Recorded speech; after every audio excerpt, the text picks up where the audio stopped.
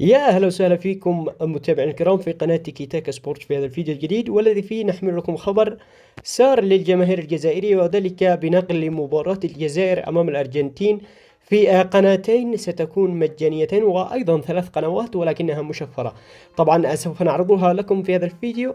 قبل أن نبدأ ادعمونا بلايك واشتركوا في القناة وفعلوا الإشعارات للتواصل بكل جديد، واكتبوا توقعاتكم من سيستطيع المنتخب الجزائري بإذن الله الفوز في هذه المباراة وكم ستكون النتيجة، حيث يواجه الأرجنتين اليوم عند الساعة 4 صباحا بتوقيت مكة، والثانية صباحا بتوقيت الجزائر. وأما القنوات الناقلة المشفرة فهي قناة بي إن ماكس 1 بتعليق حفيد الدراجي، وبي إن ماكس 3 بتعليق عامر الخوذري، وبي إن 4 كي اتش دي ار. أما القناتين المجانيتين فستكون القناة الأرضية الجزائرية ستكون في الجزائر فقط مجانية بتعليق محمد جمال، والقناة الثانية هي القناة الجديدة لقنوات بي إن سبورت التي تم إطلاقها والتي تنقل المباريات المجانية. طبعا المباراة ستشاهدها عند انطلاق المباراة فقط في هذه القناة.